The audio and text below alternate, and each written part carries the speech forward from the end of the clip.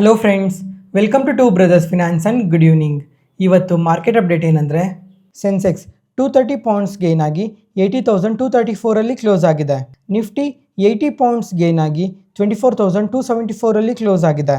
Bank Nifty 110 points gain ಆಗಿ 52,301 close ಆಗಿದೆ. ಇವತ್ತು ಮಾರ್ಕೆಟ್ ನೋಡಿದ್ರಾ, ಕಂಪ್ಲೀಟ್ ಪಾಸಿಟಿವಲ್ಲಿದೆ. ಎಲ್ಲ ಇಂಡಿಸಿಸ್ ಪಾಸಿಟಿವಲ್ಲೇ ಕ್ಲೋಸ್ ಆಗಿದೆ. Large cap, mid cap, small cap, Sensex, bank Nifty ಎಲ್ಲನೂ ಪಾಸಿಟಿವಲ್ಲೇ ಕ್ಲೋಸ್ ಆಗಿದೆ. ಇವತ್ತು ಮಾರ್ಕೆಟ್ಸ್ ಯಾಕಿಷ್ಟು ಪಾಸಿಟಿವಲ್ಲಿ ಇದ್ದಾವೆ ಅಂದರೆ, ಇದಕ್ಕೆ ಮೇನ್ ರೀಸನ್ ಅದಾನಿಯವರು. ಯಾಕಂದರೆ ಇವತ್ತು ನಿಫ್ಟಿ 80 ಪಾಯಿಂಟ್ಸ್ ಕಾಂಟ್ರಿಬ್ಯೂಟ್ ಮಾಡಿದೆ. ಇದರಲ್ಲಿ ಈ 80 ಪಾಯಿಂಟ್ಸಲ್ಲಿ ಅದಾನಿ ಸ್ಟಾಕ್ಸೇ 23 ಪಾಯಿಂಟ್ಸ್ ಕಾಂಟ್ರಿಬ್ಯೂಟ್ ಮಾಡಿದೆ. ಅದಾನಿ ಎಂಟರ್ಪ್ರೈಸಸ್ ಮತ್ತು ಅದಾನಿ ಪೋರ್ಟ್ಸ್ ಈ ಎರಡೂ ಕಂಪನಿನೇ 23 ಪಾಯಿಂಟ್ಸ್ ಕಾಂಟ್ರಿಬ್ಯೂಟ್ ಮಾಡಿದೆ. ಅದರಿಂದನೇ ಇವತ್ತು ನಮ್ಮ ಮಾರ್ಕೆಟ್ ಇಷ್ಟು ಪಾಸಿಟಿವಾಗಿ ಕ್ಲೋಸ್ ಆಗಿರೋದು. ಮತ್ತು ಸ್ಮಾಲ್ ಕ್ಯಾಪ್ ಆದರೆ ಎಬೋವ್ 1% ಪಾಸಿಟಿವ್ ಆಗಿ ರಿಯಾಕ್ಟ್ ಆಗಿದೆ. ಲಾಸ್ಟ್ 4 ಟ್ರೇಡಿಂಗ್ ಡೇಸಿಂದನೂ ಸ್ಮಾಲ್ ಕ್ಯಾಪ್ಸ್ ಬೆಟರ್ ಆಗಿ ಪರ್ಫಾರ್ಮ್ ಮಾಡ್ತಾ ಇದೆ. ಅದರಿಂದನೇ ನಮ್ಮ ಪೋರ್ಟ್ಫೋಲಿಯೋಸ್ ಎಲ್ಲ ಪಾಸಿಟಿವ್ ಆಗಿರೋದು. ನೋಡೋಣ ಸ್ಮಾಲ್ ಕ್ಯಾಪ್ಸ್ ಇನ್ನೂ ಎಷ್ಟು ದಿನ ಇದೇ ಥರ ಪಾಸಿಟಿವ್ ಆಗಿ ಪರ್ಫಾರ್ಮ್ ಮಾಡುತ್ತೆ ಅಂತ. NTPC ಗ್ರೀನ್ ಎನರ್ಜಿ ಇವತ್ತು BSE ಮತ್ತು NSE ಅಲ್ಲಿ ಲಿಸ್ಟ್ ಆಗಿದೆ. ಇನ್ವೆಸ್ಟರ್ಸ್ಗೆ ಇವತ್ತು 13% ಪಾಸಿಟಿವ್ ಆಗಿ ರಿಯಾಕ್ಟ್ ಆಗಿದೆ. ಇದ್ರ ಬಗ್ಗೆ ಮಾರ್ಕೆಟ್ ಕೀ ಅಪ್ಡೇಟ್ಸ್ ಅಲ್ಲಿ ಮಾತಾಡ್ಕೊಳ್ಳೋಣ. ನೆಕ್ಸ್ಟ್ ಸೆಕ್ಟರ್ ವೈಸ್ ನೋಡ್ಕೊಂಡ್ರೆ, ಔಟ್ ಆಫ್ 12 ಸೆಕ್ಟರ್ಸ್ ಅಲ್ಲಿ 9 ಸೆಕ್ಟರ್ಸ್ ಇವತ್ತು ಪಾಸಿಟಿವ್ ಆಗಿ ಕ್ಲೋಸ್ ಆಗಿದೆ. ಅದರಲ್ಲಿ ಎನರ್ಜಿ ಸೆಕ್ಟರ್ ನೋಡಿದ್ರ ಎಬೋವ್ 1.5% ಪಾಸಿಟಿವ್ ಆಗಿ ರಿಯಾಕ್ಟ್ ಆಗಿದೆ. ಯಾಕಂದ್ರೆ ಅದಾನಿ ಸ್ಟಾಕ್ಸ್ ಇಂದಾನೆ. ಅದಾನಿ ಪವರ್ ಆದ್ರೆ ಇವತ್ತು 20% ಪಾಸಿಟಿವ್ ಆಗಿ ರಿಯಾಕ್ಟ್ ಆಗಿದೆ. ಅದಾದ್ಮೇಲೆ ಅದಾನಿ ಗ್ರೀನ್ ಎನರ್ಜಿ ಆದ್ರೆ 10% ಪಾಸಿಟಿವ್ ಆಗಿ ರಿಯಾಕ್ಟ್ ಆಗಿದೆ. ಅದರಿಂದನೇ ಇವತ್ತು over all energy sector above 1.5% positive ಆಗಿ ರಿಯಾಕ್ಟ್ ಆಗಿರೋದು. ನೆಕ್ಸ್ಟ್ ಇವಾಗ ಗ್ಲೋಬಲ್ ಮಾರ್ಕೆಟ್ಸ್ ಬಗ್ಗೆ ನೋಡ್ಕೊಂಡ್ರೆ, ಫಸ್ಟ್ US ಮಾರ್ಕೆಟ್. ನೆನೆ US ಮಾರ್ಕೆಟ್ ನೋಡಿದ್ರ ಕಂಪ್ಲೀಟ್ ಪಾಸಿಟಿವ್ ಅಲ್ಲಿ ಕ್ಲೋಸ್ ಆಗಿದೆ. ಆದ್ರೆ ಜಸ್ಟ್ ಪಾಯಿಂಟ್ಸ್ ಅಲ್ಲಿ ಪಾಸಿಟಿವ್ ಆಗಿ ಕ್ಲೋಸ್ ಆಗಿದೆ. ಯಾಕಂದ್ರೆ ನಿನ್ನೆ FOMC ಮೀಟಿಂಗ್ ನಡೆದಿದೆ. ಅದರಲ್ಲಿ ಮೆಂಬರ್ ಒಬ್ರು ನೆಕ್ಸ್ಟ್ ಮಂತ್ ಅಂದ್ರೆ ಡಿಸೆಂಬರ್ ಅಲ್ಲಿ ರೇಟ್ ಕಟ್ ಇದೆ ಅಂತ ಸ್ವಲ್ಪ ಪಾಸಿಟಿವ್ ಸ್ಟೇಟ್ಮೆಂಟ್ಸ್ ಮಾಡಿದ್ದಾರೆ. ಅದರಿಂದನೇ ನೆನೆ US ಮಾರ್ಕೆಟ್ ಸ್ವಲ್ಪ ಪಾಸಿಟಿವ್ ಆಗಿ ರಿಯಾಕ್ಟ್ ಆಗಿರೋದು. ಇವಾಗ CME ಫೆಡ್ ವಾಚ್ ಅಲ್ಲಿ ನೋಡ್ಕೊಂಡ್ರು 66% ರೇಟ್ ಕಟ್ ಇರೋ ಚಾನ್ಸಸ್ ಇದೆ ಅಂತ ನೋಡ್ಬೋದು. ನೋಡೋಣ ಡಿಸೆಂಬರ್ ಮಂತಲ್ಲಿ ರೇಟ್ ಕಟ್ ಮಾಡ್ತಾರಾ ಇಲ್ವಾ ಅಂತ. ರೇಟ್ ಕಟ್ ಏನಾದರೂ ಮಾಡಿದ್ರೆ IT-ಗೆ ಇನ್ನೂ ಪಾಸಿಟಿವ್ ಆಗುತ್ತೆ. ಅದಾದಮೇಲೆ ಇವತ್ತು 2 ಇಂಪಾರ್ಟೆಂಟ್ ಡೇಟಾ ಪಾಯಿಂಟ್ಸ್ ಇದ್ದಾವೆ US ಮಾರ್ಕೆಟ್ಸ್ಗೆ. ಈ 2 ಡೇಟಾ ಪಾಯಿಂಟ್ಸ್ನ ಪ್ರತಿಯೊಬ್ಬರು ಟ್ರ್ಯಾಕ್ ಮಾಡಿ. ಈ 2 ಪಾಯಿಂಟ್ಸ್ ಯಾವಂದರೆ, ಒಂದು Q3 GDP ಡೇಟಾ ಅಪ್ಡೇಟ್ ಆಗುತ್ತೆ. ಅದಾದಮೇಲೆ PCE ಇನ್ಫ್ಲೇಷನ್ ಡೇಟಾ ಅಪ್ಡೇಟ್ ಆಗುತ್ತೆ. ಈ 2 ಡೇಟಾ ಮಾರ್ಕೆಟ್ಸ್ಗೆ ತುಂಬಾ ಇಂಪಾರ್ಟೆಂಟ್. ಇವತ್ತು ನೈಟ್ ಅಪ್ಡೇಟ್ ಆಗುತ್ತೆ. ಇದ್ರ ಇಂಪ್ಯಾಕ್ಟ್ ನಾಳೆ ನಮ್ಮ ಮಾರ್ಕೆಟ್ ಮೇಲೂ ಇರುತ್ತೆ. ಅದಕ್ಕೋಸ್ಕರ ಈ 2 ಡೇಟಾಸ್ನ ಟ್ರ್ಯಾಕ್ ಮಾಡ್ತಾ ಇರಿ. ಅದಾದಮೇಲೆ ಒಂದು ಆರ್ಟಿಕಲ್ ನೋಡಿದೆ ಇವತ್ತು, ರಷ್ಯಾದ ನ್ಯೂಕ್ಲಿಯರ್ ವೆಪನ್ ಲಾಂಚ್ ಮಾಡೋದಕ್ಕೆ ರೆಡಿ ಇದೆ ಅಂತ ಒಂದು ನ್ಯೂಸ್ ಆರ್ಟಿಕಲ್ ನೋಡಿದೆ. ನೋಡಬೇಕು ಈ ರಷ್ಯಾ ಉಕ್ರೈನ್ ಇನ್ನೂ ಎಲ್ಲಿವರೆಗೂ ಬರುತ್ತೆ, ಇನ್ನೂ ಎಷ್ಟು ದಿನ ಇದೇ ಥರ ಇರುತ್ತೆ. ಇದರಿಂದ ತುಂಬಾ ಎಫೆಕ್ಟ್ ಆಗುತ್ತೆ. ತುಂಬ ಕಂಟ್ರೀಸ್ಗೆ ಎಫೆಕ್ಟ್ ಆಗುತ್ತೆ.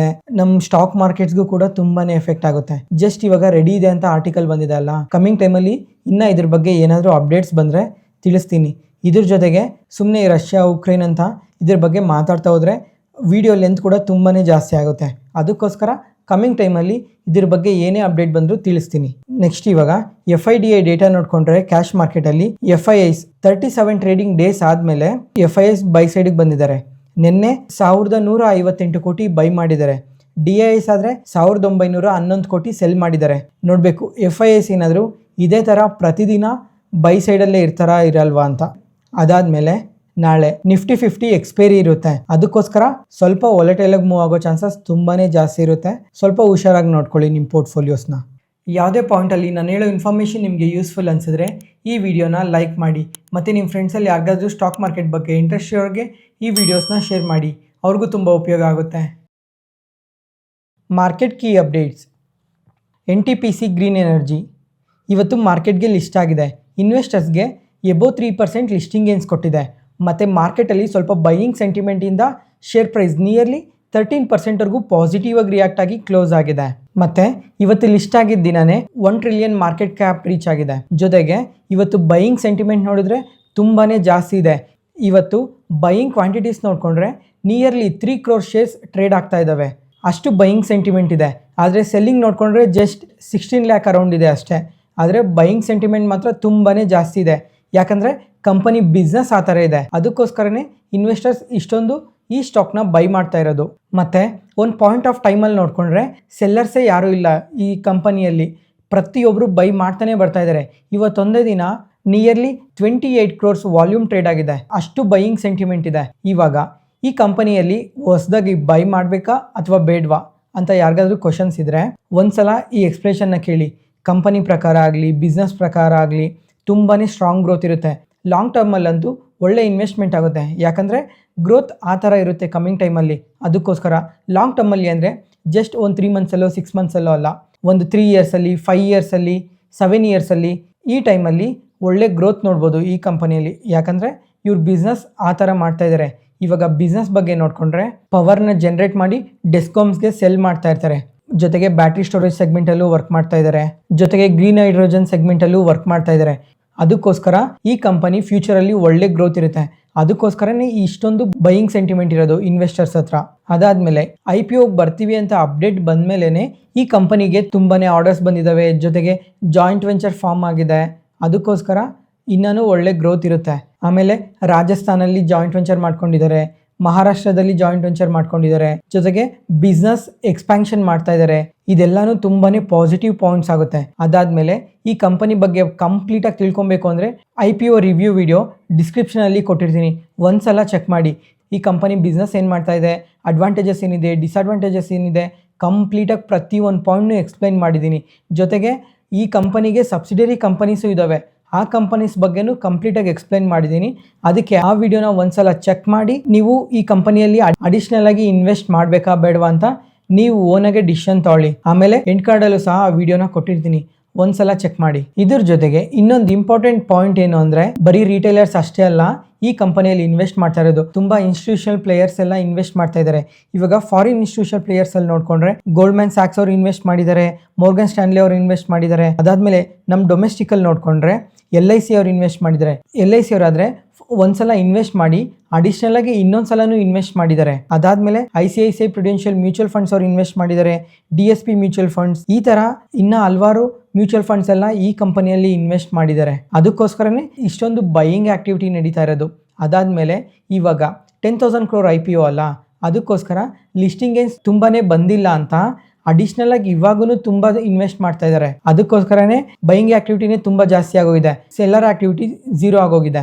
ಒಂದು ಪಾಯಿಂಟ್ ಆಫ್ ಟೈಮ್ ಅಲ್ಲಿ ಬೈಯರ್ಸೇ ಇದ್ದಾರೆ, ಸೆಲ್ಲರ್ಸ್ ಯಾರೂ ಇಲ್ವೇ ಇಲ್ಲ. ಅದಕ್ಕೆ ಮೋಸ್ಟ್ ಆಫ್ ದ ಆರ್ಡರ್ಸ್ ಯಾರಿಗೂ ಎಕ್ಸಿಕ್ಯೂಟಿವ್ ಆಗಿರಲ್ಲ. ಯಾವಾಗ ಅಂದ್ರೆ ಒಂದು ಕಾಲ್ ಆ ಟೈಮ್ ಮೇಲೆ ಯಾರ್ಯಾರು ಈ ಕಂಪನಿಯಲ್ಲಿ ಆರ್ಡರ್ನ ಪ್ಲೇಸ್ ಮಾಡಿದ್ದೀರಾ ಅವ್ರಿಗೆ ಎಕ್ಸಿಕ್ಯೂಟಿವ್ ಆಗಿರಲ್ಲ, ಯಾಕಂದ್ರೆ ಸೆಲ್ಲರ್ಸ್ ಯಾರು ಇಲ್ವೇ ಇಲ್ಲ. ಅದಕ್ಕೋಸ್ಕರ ವಾಲ್ಯೂಮ್ಸ್ ನೋಡ್ಕೊಂಡ್ರೆ 28 crores ಗಿನ್ನ ಜಾಸ್ತಿನೇ ವಾಲ್ಯೂಮ್ಸ್ ಟ್ರೇಡ್ ಆಗಿದ್ದಾವೆ ಇವತ್ತು. ಮತ್ತೆ ಇವತ್ತು NTPC ಗ್ರೀನ್ ಎನರ್ಜಿಗೆ Chhattisgarh state power generation company ಜೊತೆ ಒಂದು MOU ಸೈನ್ ಮಾಡ್ಕೊಂಡಿದ್ದಾರೆ.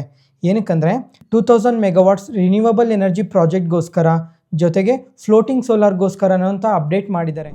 ಅದಾನಿ ಸ್ಟಾಕ್ಸ್ ನೋಡಿದ್ರೆ ಇವತ್ತು ಕಂಪ್ಲೀಟ್ ಪಾಸಿಟಿವ್ ಆಗಿದೆ. ಇಂದಿನ ಗುರುವಾರ ಅದಾನಿ ಅವ್ರ ಮೇಲೆ ಅಲಿಗೇಷನ್ಸ್ ಬಂದವು. ಅವತ್ತು ಅದಾನಿ ಸ್ಟಾಕ್ಸ್ ಎಲ್ಲ ಯಾವ ಥರ ಕರೆಕ್ಟ್ ಆದವೋ ಇವತ್ತು ಅದೇ ಥರ ಪಾಸಿಟಿವ್ ಅಲ್ಲಿ ಕ್ಲೋಸ್ ಆಗಿದ್ದಾವೆ. ಯಾಕಂದರೆ ಅದಾನಿ ಪವರ್ ಆದರೆ 17% ಪಾಸಿಟಿವ್ ಆಗಿ ರಿಯಾಕ್ಟ್ ಆಗಿದೆ, Adani green energy 10%, Adani total gas ಆದರೆ 17% ಪಾಸಿಟಿವ್ ಆಗಿ ರಿಯಾಕ್ಟ್ ಆಗಿದೆ. ಯಾಕಂದರೆ ಇವತ್ತು ಅದಾನಿ ಗ್ರೀನ್ ಎನರ್ಜಿ ಕಂಪನಿ ಮೇಲೆ ಬಂದಿರೋ ಅಲಿಗೇಷನ್ ಮೇಲೆ ಕ್ಲಾರಿಫಿಕೇಶನ್ನ ಕೊಟ್ಟಿದ್ದಾರೆ. ಏನಂತ ಅಂದರೆ US ಡಿಪಾರ್ಟ್ಮೆಂಟ್ ಆಫ್ ಜಸ್ಟಿಸಿಂದ ಕ್ಲಾರಿಫಿಕೇಶನ್ ಸಿಕ್ಕಿದೆ. ಏನಂತ ಅಂದರೆ ಇದರಲ್ಲಿ ಅದಾನಿ ಅವರೇ ಆಗಲಿ, ಸಾಗರ್ ಅದಾನಿ ಆಗಲಿ ಅಥವಾ ಬೇರೆ ಯಾರೇ ಆಗಲಿ ಇದರಲ್ಲಿ ಯಾವುದೇ ಥರ ಮಿಸ್ಟೇಕ್ಸ್ ಮಾಡಿಲ್ಲ, ಇದೆಲ್ಲ ಇನ್ಕರೆಕ್ಟ್, ಇದರಲ್ಲಿ ಯಾರ್ದೂ ಮಿಸ್ಟೇಕ್ ಇಲ್ಲ ಅಂತ ಅಪ್ಡೇಟ್ ಮಾಡಿದ್ದಾರೆ. ಅದರಿಂದನೇ ಇವತ್ತು ಅದಾನಿ ಅವ್ರ ಕಂಪನೀಸ್ ಎಲ್ಲ ಇವತ್ತು ಇಷ್ಟು ಪಾಸಿಟಿವ್ ಆಗಿ ರಿಯಾಕ್ಟ್ ಆಗಿರೋದು. ರೀಸೆಂಟಾಗಿ ವಾಟ್ಸಪ್ ಚಾನಲ್ ಶುರು ಮಾಡಿದ್ದೆ. ಈ ಚಾನಲಲ್ಲಿ 24 hours ಮಾರ್ಕೆಟ್ ರಿಲೇಟೆಡ್ ಇನ್ಫಾರ್ಮೇಷನ್ನ ಶೇರ್ ಮಾಡ್ತಾ ಇರ್ತೀನಿ. ಎಸ್ಪೆಷಲಿ ಮಾರ್ಕೆಟ್ ಕ್ಲೋಸ್ ಆದಮೇಲೆ ಬರೋ ಪ್ರತಿ ಇನ್ಫಾರ್ಮೇಷನ್ನು ಶೇರ್ ಮಾಡ್ತಾ ಇರ್ತೀನಿ. ಡಿಸ್ಕ್ರಿಪ್ಷನಲ್ಲಿ ಲಿಂಕ್ ಕೊಟ್ಟಿರ್ತೀನಿ, ಒಂದ್ಸಲ ಚೆಕ್ ಮಾಡಿ. ಓಲಾ ಎಲೆಕ್ಟ್ರಿಕ್ ಈ ಕಂಪನಿ ನೋಡಿದ್ರಾ, ಇವತ್ತು ಇಂಟ್ರಾಡೇ ಸೆಷನಲ್ಲಿ ಶೇರ್ ಪ್ರೈಸ್ 20% ಗ್ರೋ ಆಗಿದೆ. ಲಾಸ್ಟ್ ಟೈಮೇ ಈ ಓಲಾ ಎಲೆಕ್ಟ್ರಿಕ್ ಬಗ್ಗೆ ಕಂಪ್ಲೀಟಾಗಿ ಮಾತಾಡ್ಕೊಂಡಿದ್ವಿ. ಈ ಸ್ಟಾಕ್ ಪ್ರೈಸ್ ಏನಕ್ಕೆ ದಿನ ಕರೆಕ್ಟ್ ಆಗ್ತಾ ಇದೆ, ಈ ಕಂಪನಿಯಲ್ಲಿ ಏನೇನು ಇಶ್ಯೂಸ್ ಇದೆ ಕಂಪ್ಲೀಟಾಗಿ ಮಾತಾಡ್ಕೊಂಡಿದ್ವಿ. ಅದಕ್ಕೋಸ್ಕರ ಜಸ್ಟ್ ಇವಾಗ ಹೈಲೈಟ್ ಮಾಡ್ತೀನಿ. ಈ ಕಂಪ್ನಿ IPO ಬಂತಲ್ಲ, IPO ಟೈಮಲ್ಲೇ ತುಂಬ ಕಮ್ಮಿ ಲಿಸ್ಟಿಂಗ್ ಏನ್ಸ್ ಕೊಡ್ತು. ಅದಾದಮೇಲೆ ಶೇರ್ ಪ್ರೈಸ್ ತುಂಬ ಪಾಸಿಟಿವ್ ಆಗಿ ರಿಯಾಕ್ಟ್ ಆಯಿತು ಕಂಟಿನ್ಯೂಸ್ ಆಗಿ. ಯಾಕಂದರೆ ಈ ಓಲಾ ಎಲೆಕ್ಟ್ರಿಕ್ ಕಂಪನಿ CEO ಅವರು ನೆಕ್ಸ್ಟ್ ಇಯರಲ್ಲಿ ತುಂಬಾನೇ 2-wheeler ವೆಹಿಕಲ್ಸ್ನ ಲಾಂಚ್ ಮಾಡ್ತೀವಿ ಅಂತ ಅಪ್ಡೇಟ್ ಮಾಡಿದ್ರು. ಅದ್ರ ಜೊತೆಗೆ ಈ ಕಂಪನಿ ಬಗ್ಗೆ ಇಂಟ್ರೆಸ್ಟಿಂಗ್ ಥಿಂಗ್ಸ್ ಎಲ್ಲ ಶೇರ್ ಮಾಡಿದ್ರು. ಅದರಿಂದ ಕಂಪನಿ ಶೇರ್ ಪ್ರೈಸ್ ಒನ್ ಡೈರೆಕ್ಷನಲ್ಲಾಗೆ ಪಾಸಿಟಿವ್ ಆಗಿ ಮೂವ್ ಆಗ್ತಾ ಬಂದು ಆಲ್ ಟೈಮ್ ಹೈ ಟಚ್ ಮಾಡ್ತು, 142 rupees per share ಹಂಗೆ. ಅದಾದಮೇಲೆ ಶೇರ್ ಪ್ರೈಸ್ ಕಂಟಿನ್ಯೂಸ್ ಆಗಿ ಫಾಲ್ ಆಗ್ತಾ ಬಂತು. ಆಲ್ ಟೈಮ್ ಐಸಿಂದ ನಿಯರ್ಲಿ 30-35% ಫಾಲ್ ಆಗ್ತಾ ಬಂತು. ಇದಕ್ಕೆ ತುಂಬಾ ರೀಸನ್ಸ್ ಇದಾವೆ. ಏನಂದರೆ ಮೇಯ್ನಾಗಿ ನೋಡಿಕೊಂಡ್ರೆ ಇವರು ಸೆಲ್ ಮಾಡಿರೋ ವೆಹಿಕಲ್ಸ್ಗೆ ಸರ್ವಿಸ್ ಸೆಂಟರ್ ಇಶ್ಯೂಸ್ ಇದೆ, ಅದ್ರ ಜೊತೆಗೆ ಬೈಕ್ಸಲ್ಲೂ ಸ್ವಲ್ಪ ಇಂಟರ್ನಲ್ ಇಶ್ಯೂಸ್ ಇದೆ. ಈ ಎರಡು ರೀಸನ್ ಇಂದ ಕಂಟಿನ್ಯೂಸ್ ಆಗಿ ಫಾಲ್ ಆಗ್ತಾ ಬಂತು ಶೇರ್ ಪ್ರೈಸ್. ಅದಾದ್ಮೇಲೆ ರೀಸೆಂಟ್ ಟೈಮಲ್ಲಿ ಅಂದ್ರೆ ಅಕ್ಟೋಬರ್ ಅಲ್ಲಿ ಒಳ್ಳೆ ಸೇಲ್ಸ್ ನಂಬರ್ ನ ಪೋಸ್ಟ್ ಮಾಡಿದ್ದಾರೆ, ಅದ್ರ ಜೊತೆಗೆ Q2 ರಿಸಲ್ಟ್ಸ್ ಕೂಡ ಬೆಟರ್ ಆಗಿ ಪೋಸ್ಟ್ ಮಾಡಿದ್ದಾರೆ. ಮತ್ತೆ ಇವತ್ತು ಶೇರ್ ಪ್ರೈಸ್ ಯಾಕೆ ಇಷ್ಟು ಪಾಸಿಟಿವ್ ಆಗಿ ರಿಯಾಕ್ಟ್ ಆಗಿದೆ ಅಂದ್ರೆ ಇವತ್ತು 4 ಹೊಸ ಸ್ಕೂಟರ್ಸ್ ನ ಲಾಂಚ್ ಮಾಡಿದ್ದಾರೆ. Ola gig plus, Ola Z1Z, Ola S1Z, Ola S1Z plus. ಈ ಹೆಸರಲ್ಲಿ 4 ಸ್ಕೂಟರ್ಸ್ ನ ಲಾಂಚ್ ಮಾಡಿದ್ದಾರೆ. ಈ ಸ್ಕೂಟರ್ಸ್ ನೋಡ್ಕೊಂಡ್ರೆ ಕಂಪ್ಲೀಟ್ ಆಗಿ ಅಫೋರ್ಡಬಲ್ ಪ್ರೈಸ್ ಅಲ್ಲಿ ಬರ್ತಾ ಇದೆ. ಪ್ರೈಸಿಂಗ್ ನೋಡ್ಕೊಂಡ್ರೆ 40,000ದಿಂದ ಶುರು ಆಗ್ತದೆ. 40,000, 50,000, 60,000 ಈ ರೇಂಜ್ ಇಂದ ಸ್ಕೂಟರ್ ಶುರು ಆಗ್ತಾ ಇದಾವೆ. ಜೊತೆಗೆ ಇದು ಎಲ್ಲಾರ್ಗು ಸೆಟ್ ಆಗೋ ತರ ಡಿಸೈನ್ ಮಾಡಿದೀವಿ ಅಂತ ಹೇಳಿದ್ದಾರೆ. ಅಂದ್ರೆ ಇವಾಗ ಸಿಟಿಯಲ್ಲಿ ಡ್ರೈವ್ ಮಾಡೋದಕ್ಕೂ ಸೆಟ್ ಆಗೋ ತರ, ರೂರಲ್ ಅಲ್ಲಿ ಡ್ರೈವ್ ಮಾಡೋದಕ್ಕೂ ಸೆಟ್ ಆಗೋ ತರ, ಪ್ರತಿಯೊಬ್ಬರಿಗೂ ಸೆಟ್ ಆಗೋ ತರ ಈ ಸ್ಕೂಟರ್ಸ್ ನ ಡಿಸೈನ್ ಮಾಡಿದೀವಿ ಅಂತ ಹೇಳಿದ್ದಾರೆ. ಜೊತೆಗೆ ಈ ಸ್ಕೂಟರ್ಸ್ ಅಲ್ಲಿ ರಿಮೂವಬಲ್ ಬ್ಯಾಟ್ರೀಸ್, ಡ್ಯೂಯಲ್ ಬ್ಯಾಟ್ರೀಸ್ ಎಲ್ಲ ಸೆಟ್ ಆಗೋ ತರನು ಡಿಸೈನ್ ಮಾಡಿದೀವಿ. ಕಂಪ್ಲೀಟ್ ಫೀಚರ್ಸ್ನೆಲ್ಲ ಹೊಸದಾಗಿ ಇನ್ಕ್ಲೂಡ್ ಮಾಡಿದ್ದಾರೆ. ಈ 4 ಸ್ಕೂಟರ್ಸ್ ಬಗ್ಗೆ ಕಂಪ್ಲೀಟ್ ಇನ್ಫಾರ್ಮೇಶನ್ ನ ವಾಟ್ಸ್ಆಪ್ ಚಾನಲ್ ಅಲ್ಲಿ ಶೇರ್ ಮಾಡಿರ್ತೀನಿ. ಯಾಕಂದ್ರೆ ಇದರಲ್ಲಿ ಹೊಸ ಫೀಚರ್ಸ್ ಏನಿದೆ, ಪ್ರೈಸ್ ಬ್ಯಾಂಡ್ಸ್ ಯಾವ ತರ ಇದಾವೆ, ಹೊಸ ಫೀಚರ್ಸ್ ಏನಿದಾವೆ ಅಂತ ಕಂಪ್ಲೀಟ್ ಆಗಿ ತಿಳ್ಕೊಬೇಕು ಅಂದ್ರೆ ವಾಟ್ಸ್ಆಪ್ ಚಾನಲ್ ಅಲ್ಲಿ ಈ ಆರ್ಟಿಕಲ್ ನ ಶೇರ್ ಮಾಡಿರ್ತೀನಿ, ಅಲ್ಲೊಂದ್ಸಲ ಚೆಕ್ ಮಾಡಿ. ಈ ತರ ಅಫೋರ್ಡಬಲ್ ಪ್ರೈಸಿಂಗ್ ಅಲ್ಲಿ ಸ್ಕೂಟರ್ಸ್ ನ ಲಾಂಚ್ ಮಾಡಿರೋದಕ್ಕೆ ಇವತ್ತು ಶೇರ್ ಪ್ರೈಸ್ ಇಂಟರ್ಡೇ ಅಲ್ಲಿ 20% ಪಾಸಿಟಿವ್ ಆಗಿ ರಿಯಾಕ್ಟ್ ಆಗಿರೋದು.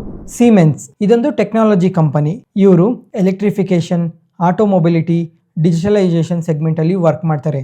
ಇವಾಗ ಈ ಕಂಪನಿ ರಿಸಲ್ಟ್ಸ್ ನೋಡ್ಕೊಂಡ್ರೆ ಇಯರ್ ಆನ್ ಇಯರ್ ಅಲ್ಲಿ ರೆವಿನ್ಯೂಸ್ 11% ಗ್ರೋ ಆಗಿದೆ, ಪ್ರಾಫಿಟ್ಸ್ ಆದ್ರೆ 45% ಗ್ರೋ ಆಗಿದೆ. ಮತ್ತೆ ಕ್ವಾರ್ಟರ್ ಆನ್ ಕ್ವಾರ್ಟರ್ ಅಲ್ಲಿ ರೆವಿನ್ಯೂಸ್, ಪ್ರಾಫಿಟ್ಸ್ ಎರಡೂ ಇನ್ಕ್ರೀಸ್ ಆಗಿದೆ. ಮತ್ತೆ ಕ್ವಾರ್ಟರ್ ಆನ್ ಕ್ವಾರ್ಟರ್ ಅಲ್ಲಿ ಮಾರ್ಜಿನ್ ಸಹ ಇಂಪ್ರೂವ್ ಆಗಿದೆ. ಓವರ್ ಆಲ್ ಗುಡ್ ರಿಸಲ್ಟ್ಸ್ ನ ಪೋಸ್ಟ್ ಮಾಡಿದ್ದಾರೆ. ಅದರಿಂದನೇ ಈ ಸ್ಟಾಕ್ ಇವತ್ತು ಇಂಟರ್ಡೇ ಸೆಷನ್ ಅಲ್ಲಿ ಶೇರ್ ಪ್ರೈಸ್ 5% ಪಾಸಿಟಿವ್ ಆಗಿ ರಿಯಾಕ್ಟ್ ಆಗಿದೆ. ಮತ್ತೆ ರಿಸಲ್ಟ್ಸ್ ಅಪ್ಡೇಟ್ ಆದಮೇಲೆ ತುಂಬಾ ಬ್ರೋಕರೇಜ್ ಫರ್ಮ್ಸ್ ಎಲ್ಲ ಇವ್ರಿಗೆ ಬೈ ರೇಟಿಂಗ್ ಕೊಟ್ಟಿದ್ದಾರೆ. ಅದರಲ್ಲಿ ನುವಾಮಾ ಅವರಾದ್ರೆ ಬೈ ರೇಟಿಂಗ್ ಕೊಟ್ಟು 26% ಅಪ್ಸೈಡ್ ಪೊಟೆನ್ಷಿಯಲ್ ಇದೆ ಅಂತ ಹೇಳ್ತಾ ಇದ್ದಾರೆ. ಅಂದ್ರೆ ಟಾರ್ಗೆಟ್ ಪ್ರೈಸ್ ಬಂದು 9,417 ಪರ್ ಶೇರ್ ಅಂತ ಹೇಳಿದ್ದಾರೆ. ಇವ್ರ ಆರ್ಡರ್ ಬುಕ್ಸ್ ತುಂಬಾನೇ ಚೆನ್ನಾಗಿದೆ, ಜೊತೆಗೆ ಚೆನ್ನಾಗಿ ಗ್ರೋ ಆಗ್ತಾ ಇದ್ದಾರೆ ಎಲ್ಲ ಸೆಗ್ಮೆಂಟ್ ಅಲ್ಲೂ ಅಂತ ಹೇಳಿದ್ದಾರೆ. ಮತ್ತೆ ಫಿನಾನ್ಷಿಯಲ್ ಇಯರ್ 27ಗೆಲ್ಲ ಮಾರ್ಜಿನ್ ಸಹ ಇಂಪ್ರೂವ್ ಮಾಡ್ಕೊಂತಾರೆ ಅಂತ ಹೇಳಿದ್ದಾರೆ.